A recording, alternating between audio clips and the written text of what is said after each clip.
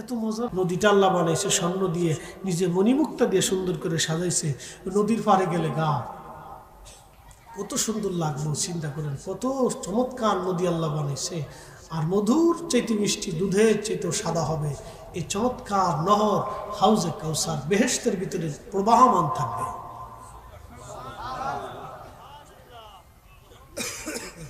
এখন এটা ফাইতরি কিতা করতে হাসরের ময়দানে হাউজে কাউসার ছাড়া আর কোনো কাউসার থাকতো না, নদী থাকতো না। বুড়িগঙ্গা, পদ্মা, যমুনা, সুরমা এই কোনো নদী, নীল নদ, তারপরে ফোরাত নদী কোনোটাই পাইতেন না। হাউজে কাউসারে একটা নদী থাকবে। এই নদীর পানি পান করার জন্য সবাই আসতে চেষ্টা করবে। সাহাবায়ে জিজ্ঞেস করি, ইয়া রাসূলুল্লাহ, আপনি উম্মত চিনবেন কেমনে? আপনি এত উম্মত কি করে চিনবেন? আল্লাহ রাসূল বললেন, সাহাবীরা, বহু লাল ঘোড়ার ভিতরে কপাল সাদা একটা ঘোড়া কি চেনা যায় না? বলে, হয়, এটা চিনতে সহজ। নবীজি বলেন, উম্মত শুনে রাখো, যারা 5 ওয়াক্ত নামাজ পড়বে, ফাসাল্লি লিরাব্বিকা ওয়ানহার, উম্মতকে বলেন বেশি বেশি নামাজ পড়তে। নামাজ নামাজ নামাজ নামাজ নামাজ নামাজ, একসাথে করে মারহাবা। কি কি কি মাঝে মধ্যে সারা নামাজ, জোরে বলেন কি? আমাদের দেশের নামাজ হচ্ছে বহু কোয়ালিটির নামাজ। এক নামাজ হলো রাজনৈতিক নামাজ। নির্বাচন আইলে দেখবেন যে বাপরে বাপ, ওযু থাকবা না থাক মসজিদে দৌড় মারছে, ভোট লাগবে। এটা নাম দিছে রাজনৈতিক নামাজ।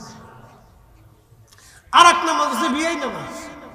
চিন্তা করলো, বিয়াই পাইতেছি, যদি নামাজ না পড়ি তো বিয়াই মন্দ করব, আত্মীয় স্বজন বেজার হইব, এর লাগে হ্যাঁ মসজিদে ঢুকে এটা বিয়ার ভয়ে নামাজ গেছে, এটার নাম দিছে বিয়াই নামাজ। আর একটা নামাজ আছে বতরের নামাজ, সিজনারি নামাজ, শুধু জুমার দিনে পড়ে, এরপরে আর খুঁজে পাওয়া যায় না। এটা হলো বতরের নামাজি, বুঝতে পারছেন? এরকম বিভিন্ন কোয়ালিটির নামাজি আছে, এটা নামাজি দিলে হবে না। প্রিয় নবী ডাক দিয়ে বলেন, সাহাবীরা, এবার সাহাবীরা, আমার উম্মত ফাসাল্লি লিরাব্বিকা ওয়ানহার, নামাজ পড়বে, নামাজ নামাজ নামাজে ওযু করবে, 5 ওয়াক্ত নামাজে 5 বার ওযু করবে। এই ওযুর চিহ্নগুলি কিয়ামতের ময়দানে নূর চমকাইতে থাকবে, নূর নূর নূর। ওই নূর দেখে দেখে দেখে দেখে আমি আমার উম্মতকে টেনে টেনে এনে এনে হাউজে কাউসারের পানি পান করায় দেব। একবার জোরে বলা যাবে কি মারহাবা? হাউজে কাউসার কি? নবীজি বললেন এটা জান্নাতের একটা নদী। এখন আপনারা বলেন, জান্নাতের নদী যেহেতু, হাউজে কাউসার জান্নাতের ভিতর আপনি পাবেন। যদি জান্নাতে, আল্লাহ তো নিবেই, জান্নাতে গেলে আমার নবীজিকে দরকার আছে না নাই? ওমা আরসালনাকা ইল্লা রাহমাতাল লিল আলামিন।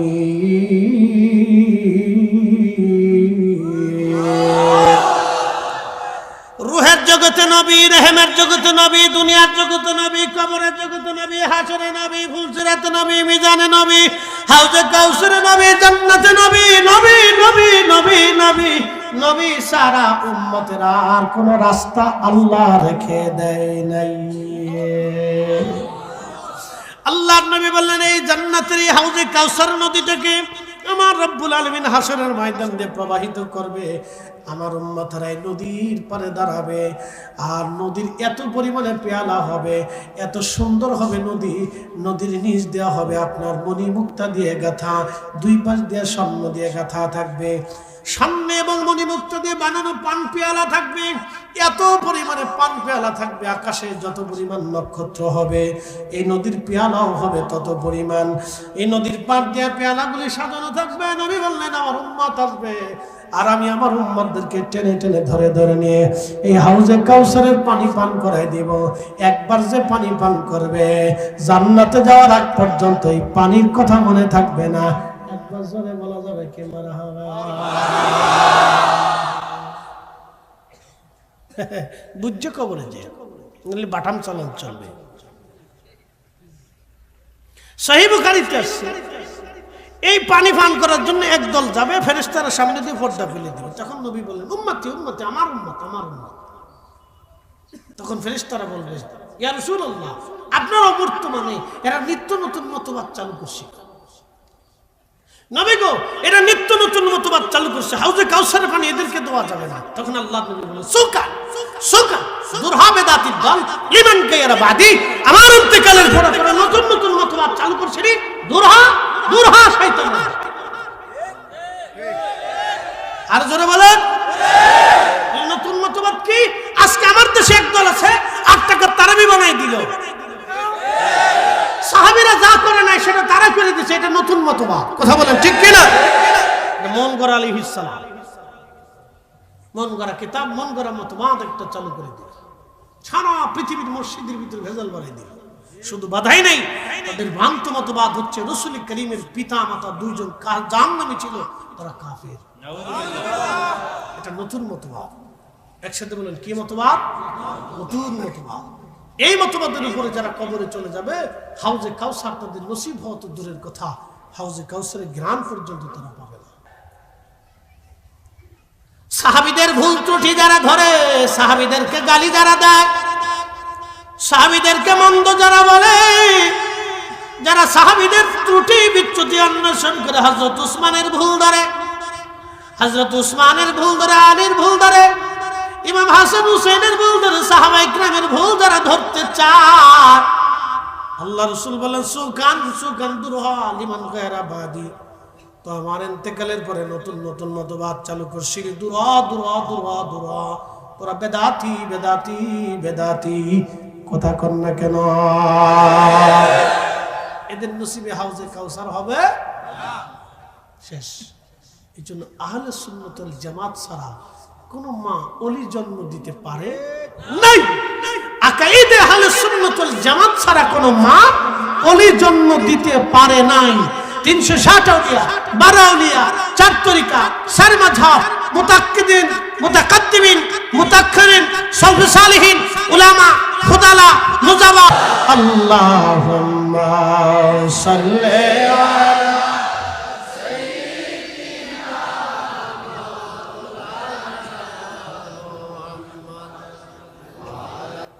ফাম খুব কায়দা মতো দিতে হবে, জাতি খুব মারাত্মক জাতি।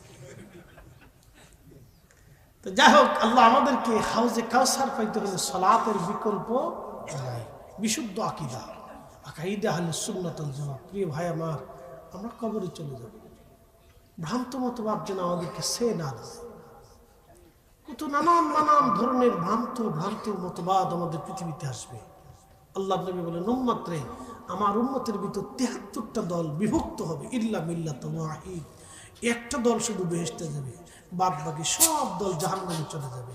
সাহাবায়ে কেরাম বলেন ইয়া রাসূলুল্লাহ মান হিয়া ইয়া নবী আল্লাহ, তারা কারা? রাসূল বলেন মা আনা আলাইহি ওয়া আসহাবি, আমি এবং আমার সাহাবায়ে কেরাম যেই মতে যেই পথে, এই মতেই পথ হচ্ছে আহলে সুন্নাত ওয়াল জামাত। একসাথে বলবেন আল্লাহু আকবার। আচ্ছা, শাহজালাল আমিনী মুজাদ্দিদ যাই নামাজ দিয়ে নদী পার হইছে, আপনাদের বিশ্বাস হয়নি? হাসা কান্না মিশা কান্না। তো নদী কেমনে পার হলেন যাই নামাজ দিয়ে? আপনার ব্যাখ্যা দেন।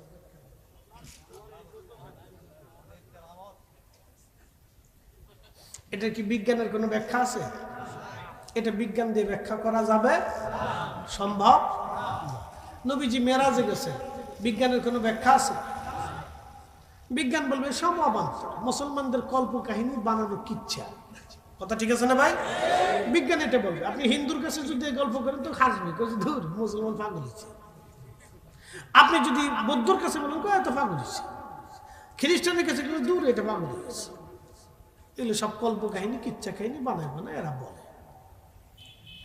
তো শাহজালাল আমিনী মুজাদ্দিদ যাই নামাজ দিয়ে নদী পার হয়েছে, উনি যদি ওই দিন যাই নামাজ বিছাইতে না পারতেন নদীর উপরে, আজকে এই মাহফিল আপনাদের নসিব হইতো না। তো একটা জিনিস নসিব হইতো, উলুলুলুলুলুলুলু। কি কথা কেন? এটা পাইতেন, এই আজান পেতেন, এই কোরআন আপনি পেতেন, বিশ্বাস করতেন যে ওলিদের আল্লাহর দয়া। খাজা আজমিরি রাহিমাহুল্লাহ যদি সেদিন পানিপথের প্রান্তরে আজমির থেকে যদি ধুলি নিক্ষেপ করতে না পারতেন, তাহলে আজকে আপনি এই কালেমা পেতেন না। এই জন্য আউলিয়া কেরামের অবদানকে যারা অস্বীকার করে আমার কাছে তাকে মনে হয় যে এই লোকটা মানুষই না। আলেম তো ফরের হিসাব করে, কুত্তা মালিকের ছাড়ে। আজকে আগে যে মাহফিলটা করে আসি ভদ্রলোকের বাসা, সে বলতেছে হুজুর কিতা কইতা মাসলা দৌকা, কিতা মাসলা বাসনা হোকা। তো বলতেছে মাসলা হলো আমার এক কুকুর এই বিড়াল ফলতা 15 বছর ধরে বিড়াল ফালে, এগুলো মাসাল্লাহ বিড়ালের কপাল খুব ভালো, 15 বছর খাইতেছে বিড়ালে। তাই বললো যে বিড়াল ফালি, তো এই বিড়ালের খাবার একদিন দেখি কুত্তার শরীরে কোনো চামড়া টামড়া নাই, খুব খুশি বসে যাচ্ছে, কষ্ট হচ্ছে, আমি কুত্তাটাকে খাওয়াইছি। তো কয়েকদিন খাওয়ানোর পরে ধীরে ধীরে কুত্তাটা সুস্থ হয়ে গেছে।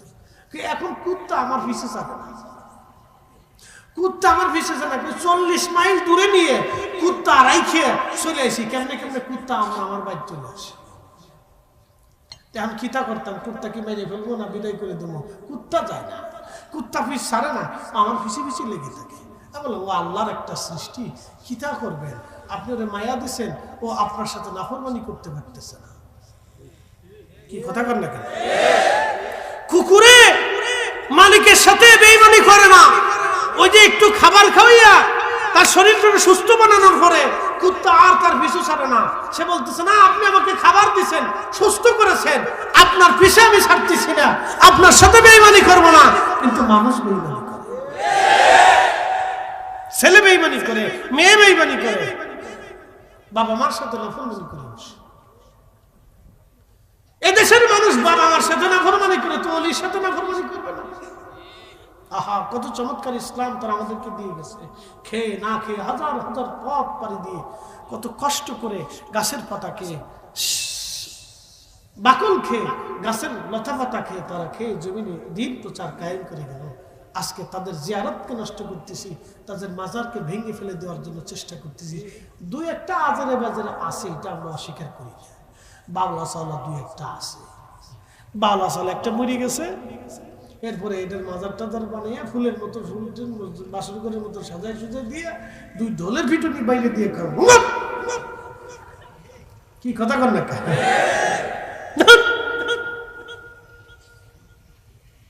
কুদ্রুশিরা পুদ্রুশিরা কত নাম এক একটা দিছে বাপরে বাপ। এগুলো আজেরে বাজারে, এগুলো তৈরি করার সময় আমাদের ফিটানো উচিত ছিল। কি কথা কর না কেন? বানানোর সময় ফিটানো উচিত ছিল। যদি বানানোর সময় ফিটিয়ে দিতাম তাহলে আর হইতো না।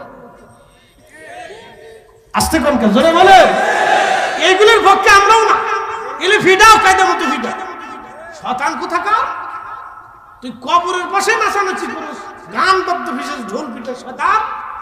আল্লাহ কবরটাকে রাসূল জিয়ারতের জায়গা বানাইছে, ও কবরের পাশে ঢোল পিঠে নাচানাচি করে গান বাজনা করে ফাজলিমি করে শতান কোথাকার। ইসলামটাকে কলুষিত করে দিচ্ছে।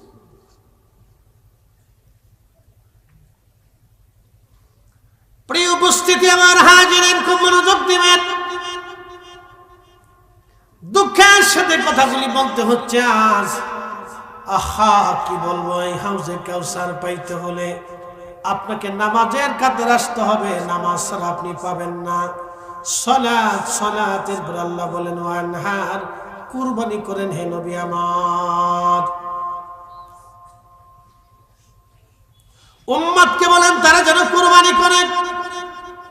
কুরবানি শুধু কি আমরা কুরবানিটাকে দুই ভাবে বিভক্ত করতে পারি। একটা হলো সারা বছর পরে জিলহজ মাসে যে কুরবানি আসে। আমাদের দেশে এখন কুরবানি হয়ে গেছে ফ্যাশন, কুরবানি হয়ে গেছে ফ্যাশন। কে কদ্দুর সুন্দর তাজা মোটা গরু টরু আইনে একবারে বাউসাও দিয়ে ছবি টবি তুললে একবারে জবাই দেওয়ার পরে গরুর উপর বইয়ে ছবি তুলে দেখছো তুমি কত বড় একটা দিছি একটা উঠাইছি বড় একটা খালি ফিরিজে আপনি চিনতে পারবেন ফাড়াফাড়ি করে। আপনাদের কুরবানির মশালা একটু শোনায়। গরু একটা কিনে নিয়ে আসতেছে, তো আনার সময় একজনে বলল দাম কত, কি 4,30,000 নিচ্ছে। না, আপনি ঠকে গেছেন।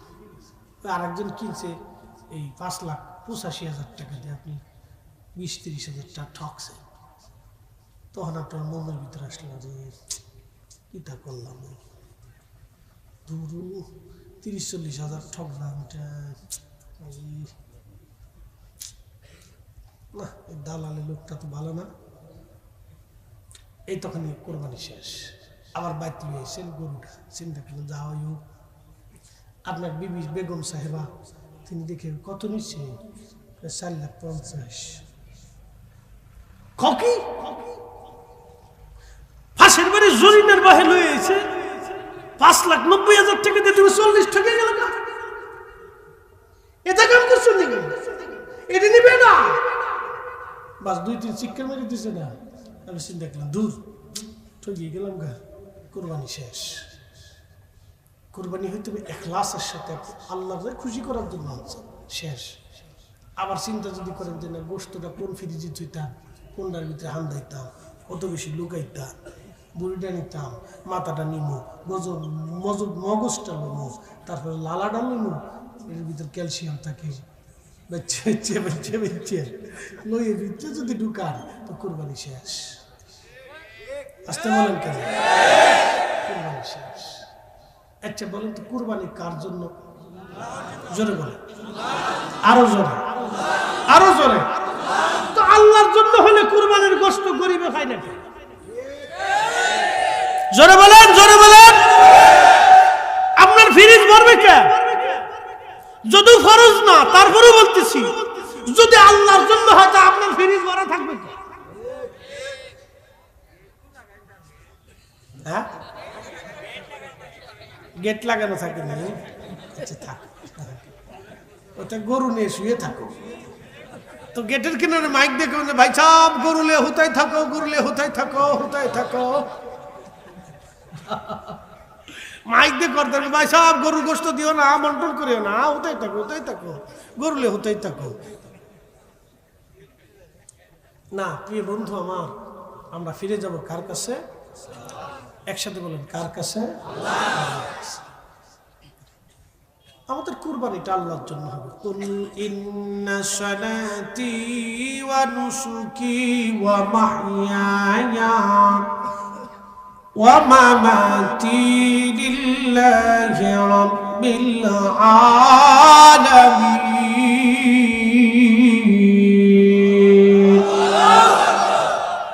কার জন্য?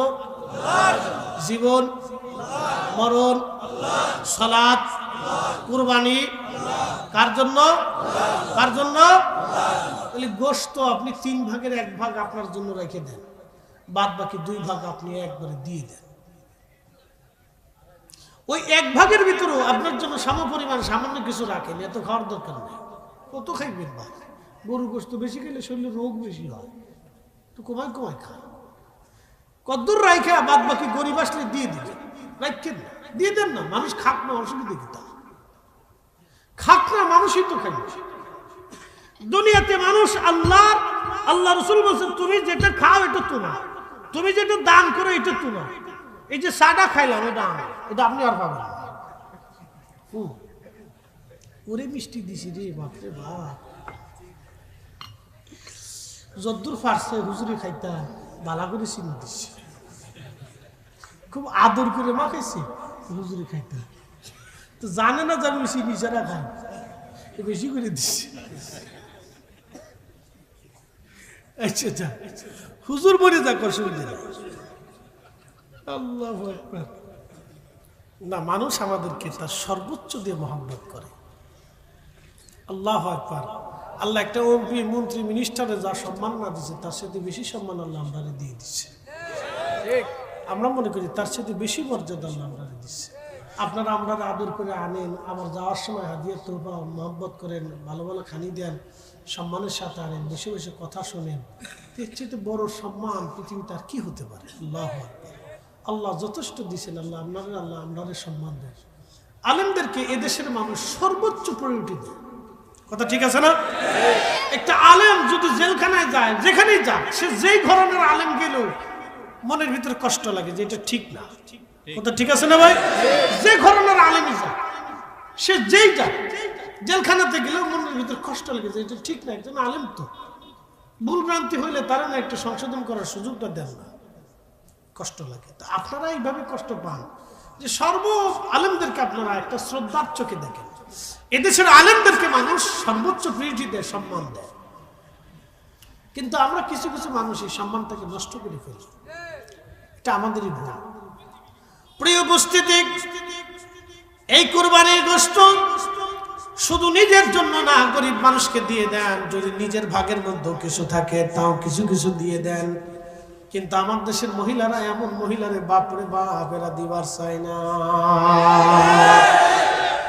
হোম মিনিস্টারের পাওয়ার বেশি। হোম মিনিস্টার জীবনে দিত, ভিক্ষুক যদি মরেও যায় তাও দিত না। বাপের ভাই এই কথা কইল না, চাকরি যাইব না, চাকরি যাইব, সাবধান। এই কথা কইেন না বাপের ভাই, তাই মেরে ফেলছি, আমার চাকরিও যাই। এটা আমার ওয়াজ শুনে বাদ বই। কোন একদিন বেডিকের বিরুদ্ধে ওয়াজ করছি, পরের তারিখ দিয়ে খাওয়ানোর ভিতরে এই টেবিলের ভিতরে 2 পদ খালি ডাল আর একটু সবজি দিয়ে রাখছে। কি তা বেডিকের বিরুদ্ধে ওয়াজ করো না, এটা ফজিলত খাও। বলো কারণ কি? যে খাও, রান্না বান্না করে খেয়ে যাও। আমি রাঁধতাম না। কারণ কি? বেডিকের বিরুদ্ধে ওয়াজ করো কে? আরে কপাল। এরপরে কিন্তু 12 নম্বর সিগন্যাল, মহিলাদের বিরুদ্ধে ওয়াজ করবে না। আচ্ছা ঠিক আছে। হোম মিনিস্টারের পাওয়ার বিরাট। কিতা পাওয়ার জানেননি? আপনি খুব সুন্দর করে সাজিয়ে গুজিয়ে কালো লস্কর নিয়ে গাড়ি গুড়ি ভাড়া করে সোনা দানা টাকা পয়সা কাপড় চুপুর এইটা সেটা লিপস্টিক আলতা সোনো কত কিছু লইয়ে হেতারা আনার জন্য যান। হেতার পাওয়ার হইতো না, পাওয়ার কি আপনার হইব? কথা কম না, পাওয়ার তো হেরি বাপরে বাপ, কিতা পাওয়ার বাপ। সোনা লন, দুনা লন, কাপড় লন, লিপস্টিক লন, আফতার লন, সলু লন, কত কিছু লইয়া ব্যাগ বুক সারা দিয়ে লোক লস্কর লিয়ে গাড়ি টাড়ি ভাড়া দিয়ে মিছিল দিতে দিতে দিতে দিতে হেরে আনার জন্য যান।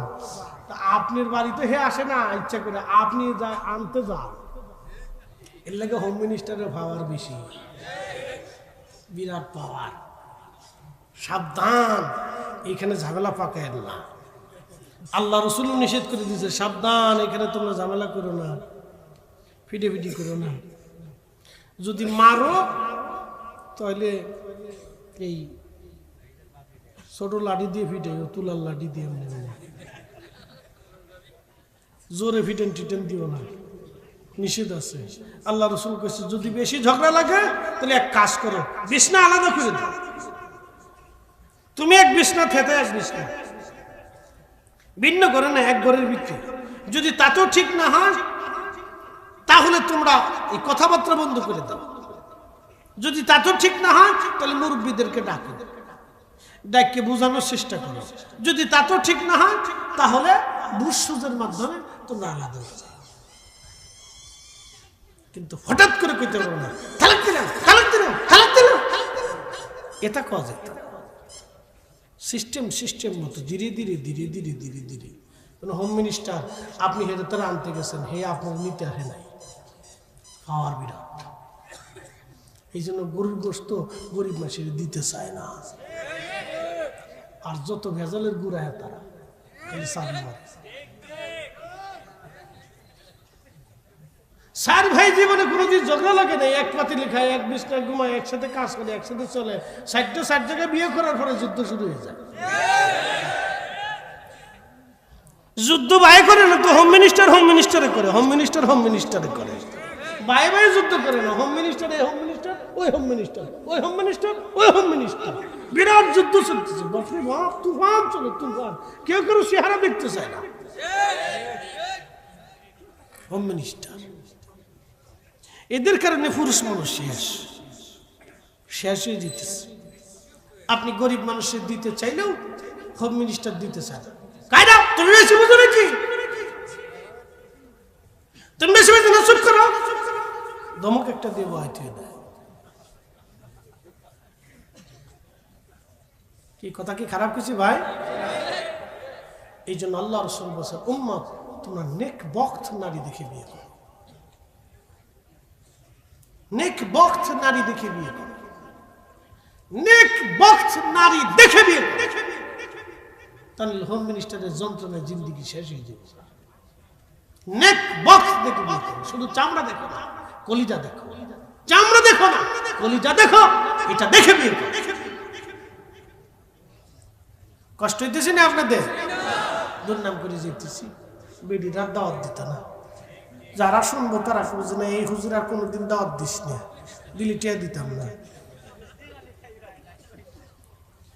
প্রিয় উপস্থিতি আমার, আপনার জীবনের সবটুকু যেন আল্লাহ এবং তার রাসূলের জন্য হয়। কুরবানি হাউজে কাউসার আমাদের পেতে হবে। আল্লাহ তার রাসূলকে খুশি করলেন, নবীজি এত খুশি হয়ে গেলেন, হাসতে লাগলেন। খুশি রাতের সাথে নবীজি খুশি খুশি ভাব, খুব ভালো লাগতেছিল। আল্লাহ রাব্বুল আলামিন ডাক দিলেন, ইন্না শানিয়াকা হুয়াল আবতার। নবী গো, আপনাকে যারা আবতার বলতেছে, ইয়া রাসূলুল্লাহ, ইয়া হাবিবাল্লাহ, আপনাকে যারা বংশহীন বলতেছে, যে আপনার আর কিছুই থাকবে না, নবী গো আপনি শুনে রাখেন, তাদের কিছুই থাকবে না, কিন্তু আপনি নবীর শান, আপনি নবীর আলোচনা, এটা আজীবন পর্যন্ত চলতে থাকবে, কখনো বন্ধ হবে না।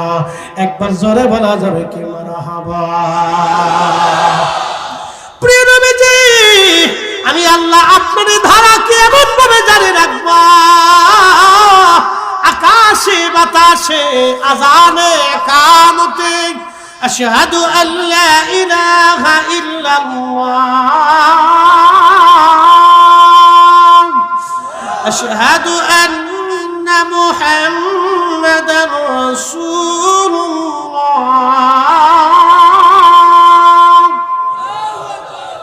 আল্লাহর পরে নবী, আল্লাহর পরে নবী, আল্লাহর পরে নবী, আল্লাহর পরে নবী।